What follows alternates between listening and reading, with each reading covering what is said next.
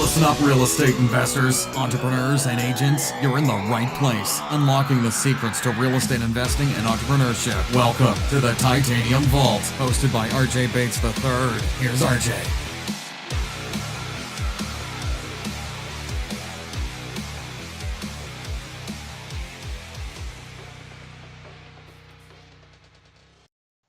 Hello and welcome to the Titanium Vault. I'm your host, RJ Bates. Today I'm sitting down with Mark Evans, DM. Mark, how are you doing today?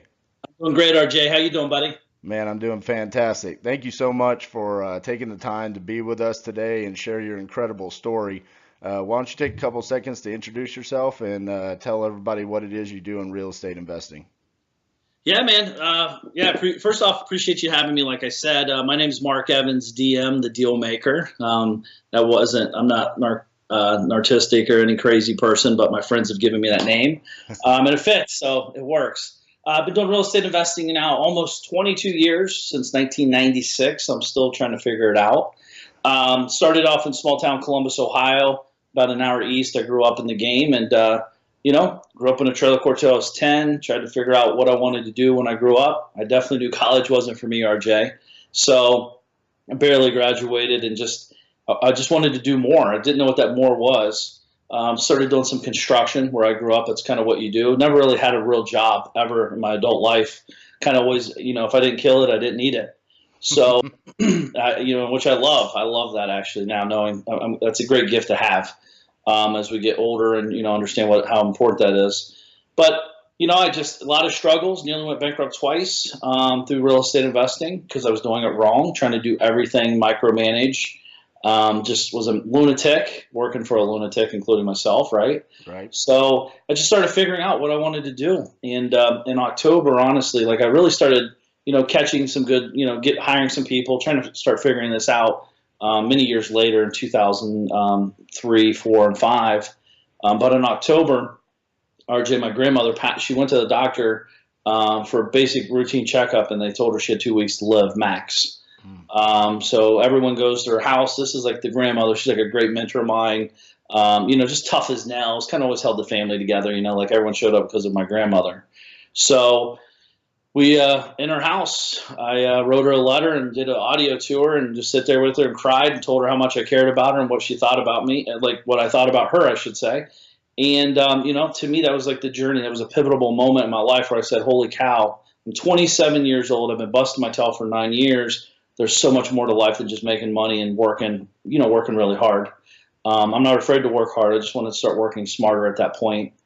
And then my girlfriend, then Dina, now my wife, we started traveling the world December 31st, 05, and turned into a 7-year trip around the world. So it was pretty cool. And here today, I built a turnkey real estate company. We buy and sell real estate every single day in Columbus, Cleveland, Akron, and Canton, Ohio, from afar. My team's in Palm Beach, Florida.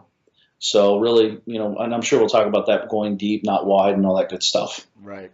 Does that answer some of it? Yeah, man. So I want to go back and, touch on your grandmother passing away when you were 27.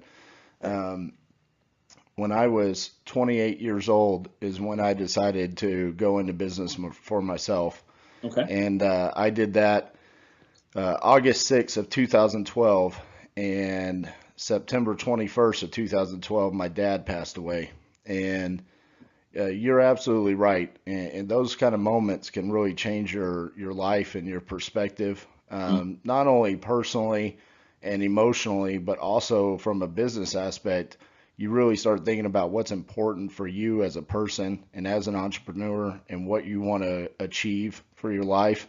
Sure. And there's more than just working. It's about creating that time freedom and financial freedom. And as much as I hate to say this, but that moment actually kind of gave me more motivation to be successful as an entrepreneur. And so I can definitely relate to that part of your story as far as, your grandmother passing away. So I just, every time I hear something from somebody's story that kind of I can relate to, I always want to share those moments. So let's talk about your business now that you have set up. You said it's a turnkey business. Sounds like you're doing most of the major markets in Ohio. but you're doing that remotely from Palm Beach. Is that correct? Yeah, I've actually been remote. So I was virtual before virtual was even a term, right? So since I've been virtual since literally December 31st, 2005. Okay. I've not been to a house that I've bought ever since then. I've never been to a closing since then. Um, I don't, I just started really gamifying the process and saying, how could this work? Creating constraints really, RJ, is what I've done because I like traveling. And this is back in the day before this stuff was as easy as it is now. I'm amazed. This is flip phone days. This is wires where you had to go into the bank and do a wire. So it was like a big deal to become virtual from afar back in '05. A little bit different. You know what I mean? Right. So, I mean, and I just started like building it up, and I was very involved. And where I see a lot of people failing, RJ, just talking about the good, the bad, the ugly, and what I wish I'd have told myself earlier, is a lot of people, are trying to, they don't have patience. They're trying to like get to where I'm at in a year that took me 22 years to get, so I think we live in a world where people are, Google-fied, where, everything's Google, instant gratification. Yep. So for me, some of my best times, honestly, man, is when I was like in the grind, grinding it hard, staying up late at night, going to bed at 3 a.m., getting up 5 a.m. because I'm figuring out a problem of how to automate something or systematize something or hire someone. So the way my team looks now, is I have COO, acquisitions team, dispositions team, CFO, deal coordinators, grounds teams, and we buy and sell. Like I said, we have multiple management companies that work with us. We don't own management. We actually just kind of create strategic alliances, let people do what they're great at, and stay out of their pocket and let them go do good work. And it just is a value add for us and our clients as we grow. And there's lots of problems in that, but it's a business, and my team's working on it every day. And the truth is, honestly, where I'm at now, RJ, is I'm really hands off. I'm a non-active CEO. I show up to a 5-minute call a day, every day from 10 a.m. to 10:05. And I just listen to the team, the KPIs, and where they're at, how they're doing. And if they need me, they could always reach out to me. But the team's pretty self-sufficient now. That's fantastic, man. And I think you touched on something that's so important to realize. Like it took you 22 years to get there. And nowadays, some people like almost consider themselves like failures if they're not achieving what you've been able to achieve in 22 years in 2 years.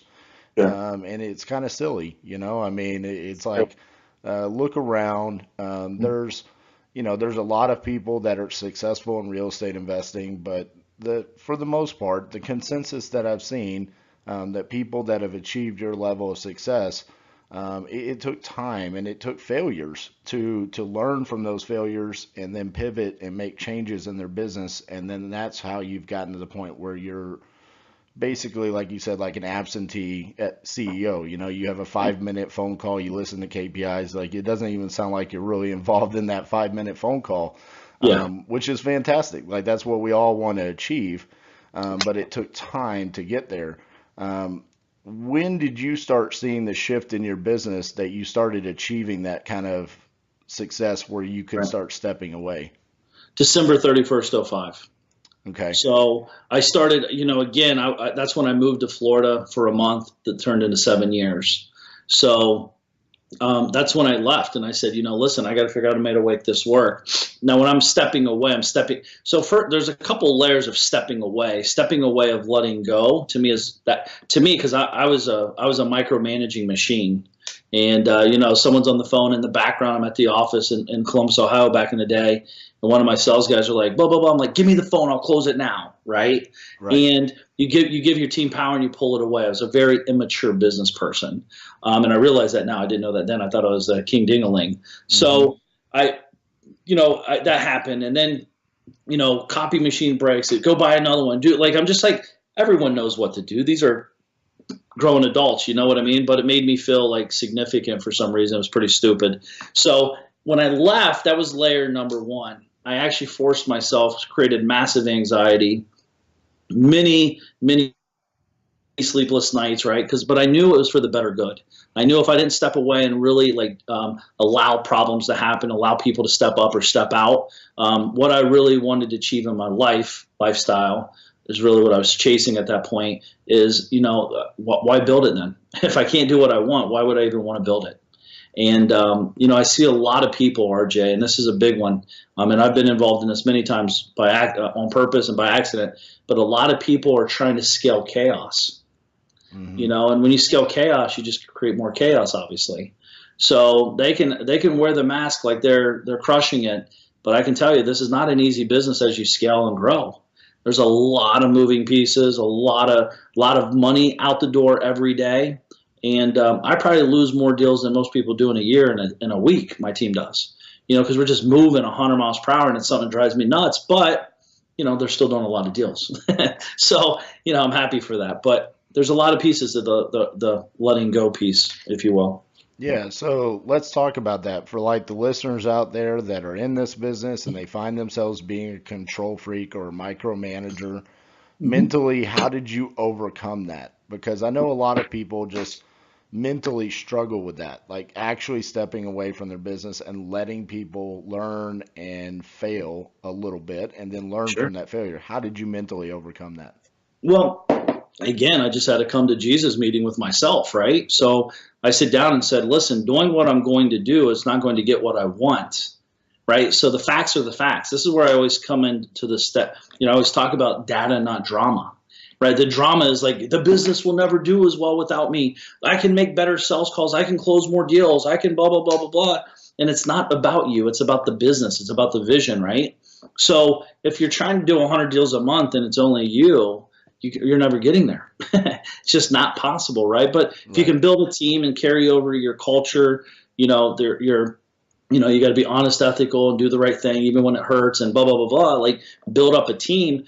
For me, honestly, like I talk about this often, is like I started investing in a lot of money and time and energy into learning about business building, not real estate strategies, not tips, tricks, and all this stuff. Because the truth is that's when people get shiny object syndrome issues. They're in the same genre. They're all doing the same stuff, expecting different results. So I just started going to business building like very quickly out of the gate and started asking. Like I understood business at a different level, and that's why I was able to smoke a lot of people in our game, is because I was building a business. They're creating a job. Right. And it's funny you say that because the way I have my company set up, I have a lot of different strategic partnerships. So, we're in multiple markets: Hawaii, Arizona, St. Louis, Tulsa, DFW.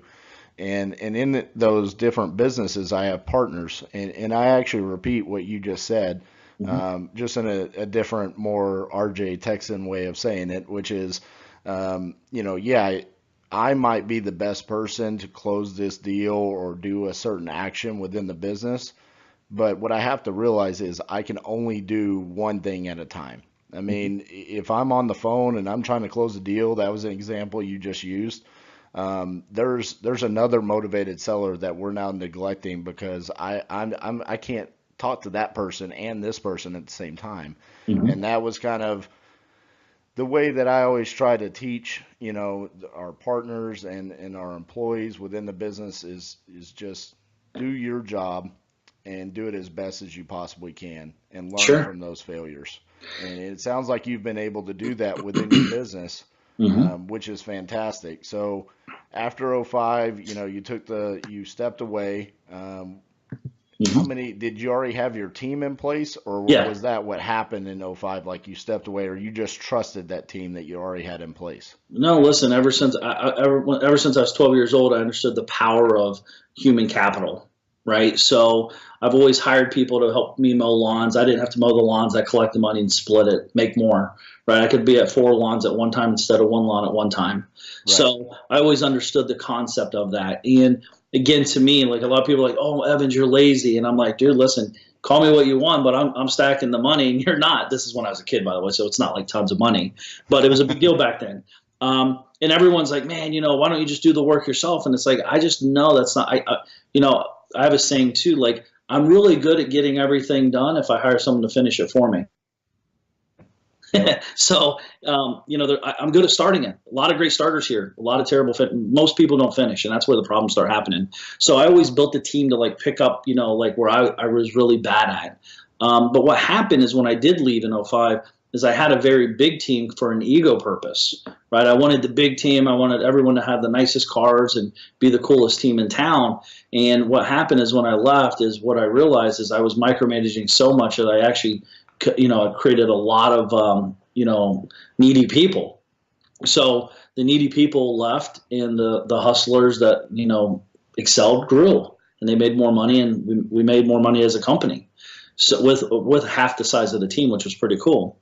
So that's when it started like clicking with me, like, holy cow. I was very immature still as a business guy though, because I had a COO girl running at Vanessa. I just ran her into the ground, tried to pay her less. I didn't understand abundance at that level yet, like I do now. So knowing what I know now, I definitely would have treated that situation way different, but it's how we learn.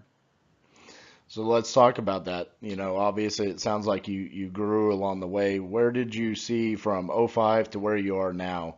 Mm-hmm. When did the big shift happen? When did the company actually take off to where you are today? Yeah, I felt like it hasn't taken off yet. That's the truth. I'm not even messing with you. I really feel like we're grinding. We're still learning. The team's growing. The team's has challenges. We're still trying to figure out what we want to do when we grow up as a company. But we're moving in the right direction.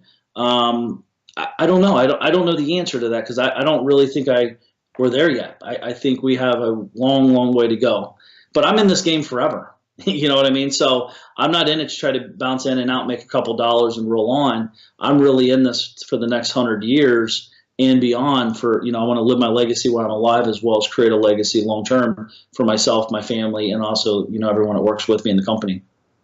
Awesome. So I know you have masterminds and it sounds like you help newer investors all the time. So let's talk about that because I think my podcast has quite a large, extensive base of listeners that are newer and wanting to get into real estate investing. So for those people that aren't at the level now where they can walk away from their business, what advice would you give to someone that wants to get into this business?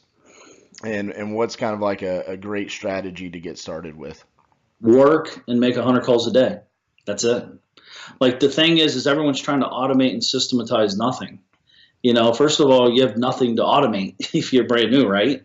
So, and I'm not saying that in a jerky way. Like, I still use notepad and paper. I don't use a CRM. My team does, but like, I start going on the CRM and plugging things in here. Nothing's getting done. That's not my unique core ability. I think also ask yourself, do you want the slow nickel or fast dime? Are you great at rehabs or are you terrible at rehabs? Do you want to grow a big business or do you want to keep it simple and just make decent money? There's no right or wrong to any of this stuff. I think a lot of people are out there chasing something they don't know what they're chasing. Therefore, they're out there just lost running around in circles. I personally, RJ, I don't really help newbies anymore because I'm so far disconnected with that piece, honestly. To me, the answer is just go do the work. And that work is in our business, as in real estate, is just being on the phone, having conversations, and solving problems. Unfortunately, a lot of newbies because I used to teach a lot of newbies, thousands over the years, the problem is they're more worried about their problem and it's all the drama, not the data. They'll call me up, they're like, Mark, you don't understand. It's like, dude, I understand. I've made tens of thousands of calls. What are you talking about? I told you to make 100 calls this week. Why didn't you do it? Well, like this and that. Like they're trying to cash in on excuses, and as you know, excuses don't work. So my goal in life now, honestly, my real purpose is to help people get it more. Right? I'm not here to convince someone like, oh, real estate's a great business. If you don't know that by now, you're literally living under a rock, and you're just full of what. So this is the easiest by far way to make money. I'm not saying the easiest business, but the easiest way to make money. I mean, it's the equalizer of dummies. To be honest, for me, I barely graduated high school, so I'm talking about myself. I'm a poster child of this business. So, I mean, in all seriousness. But the key is you got 2 ears and 1 mouth. Call people and help them. It's not about you can't pay your electric bill tomorrow. They don't care, nor should they. But the problem is they're making these calls, if they ever make them, and or having these meetings or conversations, and they're creating the circle jerk mentality where they're going to these environments. Everyone's in the same situation. Right? So it's all proximity. If everyone's dead broke, how the heck are we going to make money together? It's impossible. So they go where they're comfortable having a conversation about their situation. Get uncomfortable and go into an environment where people actually say, hey man, money's not their problem, time's their problem. Right? And that's why wholesalers exist, because I don't have time to buy everything. 40% of our deals come from wholesalers. right? My team they're on the streets. We're good direct marketers. We're good but like you can't be everywhere all the time. And you just got to have conversations, listen, and serve the market of what they're seeking. And you can make money doing that, which is amazing. Yeah, it's so funny you bring that up because earlier today, I was on the flip side of this. I was actually being interviewed for another podcast. And I'm talking about my business and I'm talking about these strategic partnerships that we have. Mm-hmm. And the host asked me, he said, well, for someone who's newer and they want to, establish strategic partnerships, how could they do that? And very similar to what you just said, it was my response. I said, I don't really view a strategic partnership much different than analyzing a property or a deal. Mm-hmm. I'm just trying to solve a problem for them. And so I'm surrounding myself with people that are smarter than me, more successful. I listen to them. I figure out what their need is, and then I implement myself as the solution. Yep. And I say, hey, here, I can offer you that solution. Why don't we JV on this? Or why don't we become partners in this market? Or whatever the opportunity that arises from that conversation and listening to what their need is. And that's what's really elevated my business. So for those people that are newer, that are listening, that is a great way to elevate your business right there by listening to other people who are already in the business, more successful, that are telling you a need, because everybody has needs. Just like you said, you're buying 40% of your deals from wholesalers. Sure. That's unbelievable. Yep. So yeah, I mean, again, the biggest takeaway for this, right, for anybody listening is it's all about being solution driven, not problem oriented. Like you're helping, you have a problem. The best way to solve your problem is help other people solve their problem. Right. So no one cares about your dog, your wife, your kid, your husband. No one cares about any of this stuff. What they care about is if RJ you and I are talking, you're like, hey man, let's picture you are sitting at the restaurant with somebody, and this potential wholesaler, brand new, no one knows this person from Adam, and you're telling them like, man, look, I'm liquidating a couple assets in Columbus, Ohio. I just need to move them, and this person happens to know me or my team. Like literally a 2-second text could come to me. He could make 10 grand in 12 seconds, right? So it's like, yeah, hey man, it's over on Mound Street, blah blah blah blah, boom boom boom. Yeah, tell them I'll take it. Let's solve the problem. Boom, you guys get a beer, you cheers, you move on, and everyone's happy. Like that's how this business works. That's what's crazy. Like it's not like some amazing like magical genie comes out of a bottle. So it's kind of crazy, right? It's amazing to me. It's so easy. I think this is why people don't do it, because it's so amazingly easy. They overcomplicate it to make them feel sufficient inside the environment.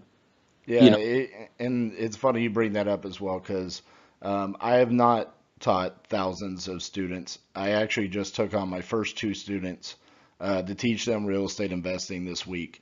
And I actually asked them before, I said, promise that you won't fire me when I show you how easy this business actually is. Yeah. Because I truly do believe that. I mean, I'll never forget how easy my first deal was. I got it off the MLS and I slapped it on Craigslist, and within like 30 minutes of each other, I had just made $7,000, and I was like, I'm hooked. Yeah. Like, I'm going to be a billionaire. This is the easiest thing. I quickly realized it wasn't that easy, but it can be. Just use the example of shooting a couple of text messages just by knowing people. And nowadays, with the power of social media, I mean, you literally can know everybody. Oh my, it's crazy. And I mean, you didn't have that when you got started. Oh, that wasn't there. I mean, that was a whole nother level of grind. I actually joke all the time. I'm like, if I was like my dad, I don't know if I would be able to run a successful business. I wouldn't know how to run a business back in the 80s. It's like everything I do is online and through social media. So it's funny to think about that. No, it is, man. Yeah. Just real quick, I'm sorry to cut. Like, I think too, man, I think the problem with people right now, RJ, and it's not a problem, it's just the reality is, I think people have too many opportunities. Like if you can't make money today, like you said, you can have access to anybody, like literally the president, for God's sake, like anybody in the world, just, by being, through social media, stalking or whatever. But that said, your deal, for example, too, you pulled from the MLS, you place on Craigslist. Why does that work? A lot of times people are like, Well, if it's on the MLS, why wouldn't someone buy it? Well, maybe they don't know it exists because a Craigslist buyer is a different buyer than an MLS buyer. And the beautiful thing about real estate, we only need one on your first. You only need one buyer. So I say that all the time as well. yeah. You know, it's people talk about how big's your buyer's list. Mm-hmm. It doesn't matter. You only really need one buyer. I've never sold a property to 10,000 buyers before. I've only sold it to one. Right. So Well, let's talk about what does Mark Evans DM do nowadays? Now that you're so disconnected from your business, I know you love traveling, but what else do you do with your what when you're I own companies. I own companies. I mean, I own other companies, not just real estate, right? Once you understand business, business is business. It doesn't matter if you're selling a water bottle, a computer, real estate, a book. It's all the same game, right? So to me, it's about making an impact. I have a new book coming out June 19th about business building, kind of high level, 30,000 foot view, not in the weeds view. For COOs, entrepreneurs, and such. I also own a pretty big media company. What's cool about that, RJ, within 2.5 years, well, excuse me, within 3 years of the media company, I'm only 2.5 years into that company that I've owned it, and I'm very active in that company. Again, 10 minutes a day, kind of like the same structure. Knowing what I know how I built my real estate company, I've been able to condense it into an environment on my media company where it will outpace my real estate company. What took me 22 years to build will be accomplished in 3 years on that company. So, you know, and awesome. maybe another company I start might be a year. So, you know, I built the team very quickly, very systematically structured. You know, there's a lot of craziness that goes on in that, but then, you know, scalability and simplicity and focus. And that's what I do, man. I spend a lot of time, 40 or 50% of my time just thinking. Like, you know, what am I good at? What do I not want to do? And I think a lot of people are just trying to do stuff to do stuff. I tried to do stuff not to do stuff, right? So I'm thinking, like, you know, right before I got on the call here, I was actually hanging out in the pool with my son, you know, so I hang out at the house here. We're in Florida. I live in Florida part-time, in Ohio part-time, and still travel a lot for fun. And my wife and my son go with me everywhere for that. Keep me out of trouble more so. But but at the end of the day, man, like I just love what I do. You know, like to me, this isn't work. You know, you and I were talking. We'll talk for a half hour, 45 minutes. Like this carries on forever with the technology that exists today. And then, right. You know, like I said, the book, I have 8 other books that's been out in the market since 2006, and I have a podcast, and I just want to help the right people. I want to help the people get it more. And I have a real passion for that. And, you know, it's just, we need clarity. We need simplicity and clarity. And that's what I want to provide to the marketplace and help grow people. It's funny you bring that up because every morning when I wake up, I immediately take a shower and I always think about like my day and what I want to accomplish and just kind of overview everything. And I always tell myself, you know, I'm so thankful, thank God that I have today. Mm-hmm. And every Friday I release a new podcast interview. And so those Fridays when I wake up, I'm like, that's one more podcast interview that I just released to the world that will always be there. Mm-hmm. And I always tell myself that because like you're saying, this kind of stuff is forever. And whereas, you know, for the most part, you know, this will only touch so many people. Sure. But if this conversation impacts one person, it was so worth it to me. Absolutely. And, you know, I always think about that where it's, you know, what we're doing today is the footprint that we're leaving and the legacy that we're leaving behind. Mm-hmm. And that's what I always try to tell myself. Sure. So going back to the real estate stuff, yeah. I know you're also, you have a mastermind and let's talk about that a little bit and why that's important for you to have that. Yeah, so like for me, I used to help a lot of beginning people, and unfortunately, you know, the success rate of that is very, very low. Not because I wasn't teaching them well, it's just because there's a reason some people don't succeed. They just don't have the mindset for it, right? So I tried to beat it up. Where I grew up, you know, you give your shirt off your back to help people. It just is what it is. But it was starting to become very taxing to me. I did that for 11 years actually, coaching beginners, because I loved, you know, again, because it changed my life, right? So I wanted to share the gift. Unfortunately, like I said, very small percentage of people are succeeding at the rate I knew they were capable of. So it started frustrating me. So I actually stopped doing any coaching for many, many years.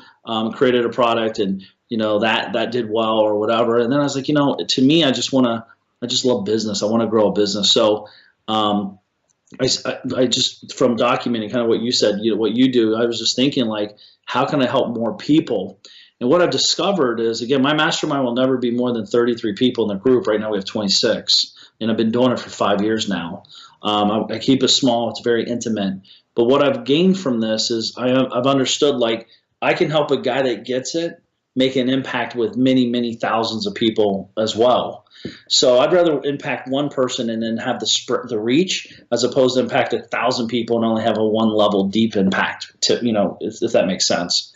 So I'm going for the guys that have the big voices, the guys that want to have a big voice, if you will, the guys that can, like, really, step in, kind of like Matt, like we talked about earlier, like really grab hold of guys like that. And what you're doing too, like you said, RJ, is, the legacy piece. We're not trying to just leave a legacy. We're living our legacy now, right? Us doing this audio is a legacy piece forever. This could turn into a book. This could turn into a report. This could turn, there's a lot of things this piece could turn into.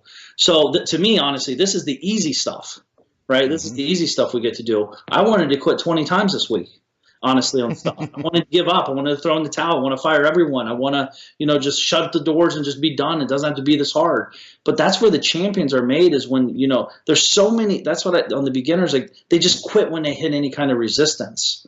And that's when you dig deep, and that's really who you discover you are. And there's nothing wrong with tapping out and moving on.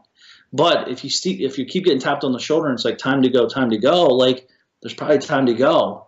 And, you can't have plan B. I've never had a plan B. It's either plan A and that's it. It's got to work.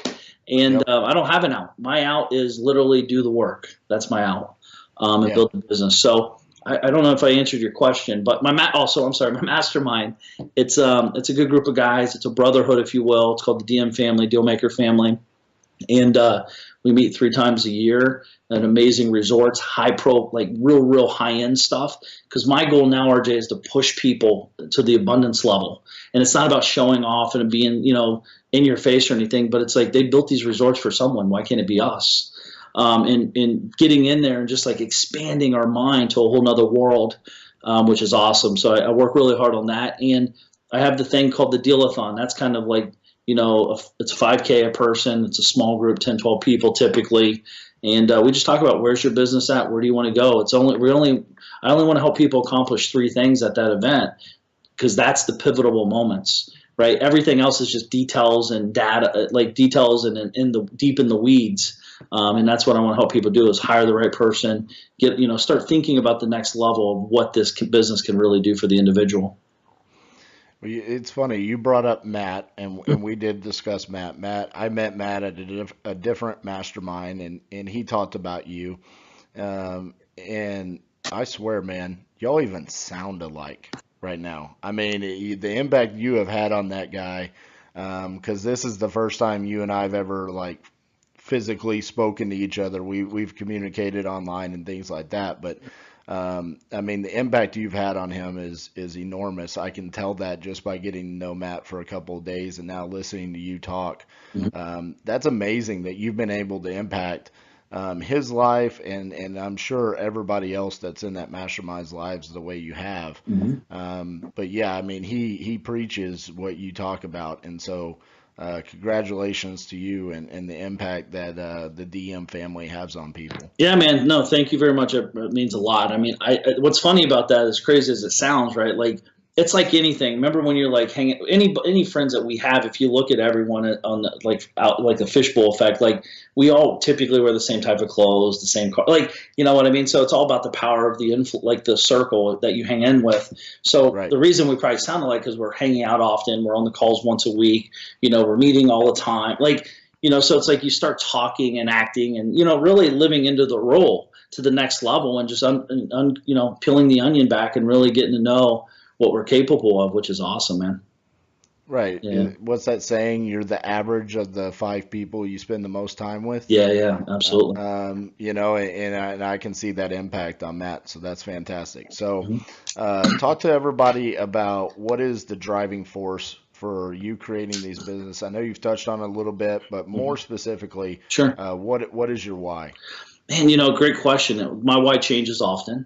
Right. I think I call it the North Star, though. Right. For me, my North Star to keep me on track when I fall off track, because we all do, right? That's just the facts. Things get exciting. We get shiny object syndrome. No matter who you are, you kind of can slip up a little bit. But for me, it's really just I always say impact. I just want to make an impact. I want to make an impact on my team. I want to make an impact on my family. I want to make an impact on their families. I want to make an impact on the clients. I want to make an impact on my, my legacy as we grow. Because someone was talking like, oh man, you said you don't want to be a billionaire, Mark. I'm like, honestly, I'm not chasing money. Money's not my driving factor. It's not my goal. My goal is, if all these other things happen, the money will come anyways. And listen, I'm not stupid to say like money's not important. I'm not that guy. But like once you get to a certain point, money's not the driving factor. It's always important, but it's not the driving factor. So for me, it's really just building something. I honestly, RJ, I have a chip on my shoulder. Everyone tells me what I can't do, and I love it. You know what I mean? So I'm still proving to myself. I'm still that 18-year-old kid that everyone said, Mark, go get a real job. Don't be dumb. So, I wake up excited. I get goosebumps even talking about it. I wake up excited, ready to crush everybody. And not crush them, but prove them wrong. Right? Yeah. So, and what's crazy, man, is some of the same people are still saying the same stupid statements. Keep in mind, they can't go on vacations. They can't take their kids to, dinner and all this stuff. And I'm not talking down to them. I'm just talking factually. But they're talking smack to me that we can do whatever. So it's like, they keep living, because again, what it says more about the individual, the people talking like they do, than it does the individual they're talking about. So, people are very, like, oh, you have too much money. It's like, well, what does that mean? If you're going after money and you think someone has too much money, first of all, you're never going to have money from my experience, Right. So I just want to make an impact, man. If you can't tell, I love this stuff. Yeah, man. It's funny you said something there about proving people wrong and being competitive and things along those lines. I was actually on a phone call earlier this week, and I was talking about a pretty large multifamily deal, much larger than I've ever been able to pull off. And the person I was talking to actually said to me, RJ, I don't think you can pull this deal off. This is out of your league. That's the best. And it was like, I almost wanted to thank him. Like, thank you for saying that, because literally I haven't been this fired up in like, I don't know, a couple hours. No, but it was like one of those things where it was like, okay, fine. New goal for the year. I'm going to go out and I'm going to do this many $1 million deal. Just because I need that motivation, Sure. And it's not to rub it in their face, but it's like there is a competitive side to business and proving to yourself, because when he said it, it was like the thought did enter my mind, like, well, he is right. I've never done it before. So I need to go prove to myself, not to him, but I need to go prove it to myself that I can do that. Yeah. So I got to do it 3 times. And that's why I'm building business all the time. Like, I got to do it once to prove to them, 2 to prove to me, and 3 to prove to me again, because I might have just been lucky twice. So, and the good news about this business, you do it 3 times, you're worth more money, make more money, and everyone wins. So it's a good thing. That's funny. So, all right. My next question, and we'll wrap it up after this. Sure. Where do you want to be in 5 years from now? In what way? I think like I said, I feel like professionally. Man, just have the team growing and, just being a better team. I don't, I want to be more, for me professionally, I just want to be in better physical shape. To me, I think it'll help me drive everything else to the next level. But it's a good question. I honestly don't think about that stuff. 5 years to me is so far fetched. I just want to make it to 30 days. I talk about this a lot. I don't really goal set at big levels. Because I had a tendency back in the day when I used to goal set and think 5 years in advance. Me talking about it and writing about it, it actually almost made it real to me. And then I would settle down and get too laxed. It became, so what's the saying? We underestimate what we can do in 5 years, and we overestimate what we can do in 30 days. I try to underestimate what I can do in 30 days. I set 30-day goals with my team, and I just focus on them. Ultimately, whatever we want will happen through that. Obviously, hey, let's hit 100 million in this company in net revenue. Just reverse engineer what that looks like, and then we start setting a plan. And then when we say that, that means hire more people, make more money, create more assets, do X, Y, and Z, right? So it depends on what we're seeking or driving for. I will not, one thing I will not be, I won't be working in an office. So, so to me, I'm more like focused on what I don't want as opposed to what I want. Because I think it's very easy to want to chase money, especially guys like us, right? Because we love what we do. And I love my family. I want to hang out with my wife and son every day. My goal is to be with them every single day, literally, and not in a psycho helicopter dad way, husband way, but hanging out at the pool. I'm going to hang up with this. I'm going to go out to the pool, grab a glass of wine, and go jump in the pool and hang out with my son. So, and I was already in the pool with him today. So, right. I'm more focused on what I don't want than what I do want, and being very conscious of don't just build it to be bigger, to be cool. Build it how I want it built for the life I want to have inside of that business ecosystem. Does that make sense? There you go. Yeah. That makes perfect sense. Okay. So for the listeners that want to reach out and contact you, what's the best way they can reach you? The best way right now in today's day and world, man, is Instagram over at Mark Evans DM. That's the best way. I mean, if they're more than welcome to get over to markevansdm.com as well. I have a newsletter over there where they can learn more about me. I send emails out often every week, multiple times a week about, cool stuff like what we're up to, what we're doing, books, deal-a-thon events and stuff like that. But Facebook, Instagram, any social platform, mostly Facebook and Instagram for me, is a good way to stay connected and connect with me. Fantastic, man. Well, thank you so much. I know you're a busy guy and your time is valuable, so I appreciate you so much for taking your time to sit down and share your story and all your insight to our listeners. Mm-hmm. And just thanks for coming on. Definitely, RJ. Thank you for having me. Guys, don't give up. Stay focused. It's easy to quit when it's hard. It's hard to quit when it's easy. So get out there and just make it happen. Thanks, man. Thank you, buddy.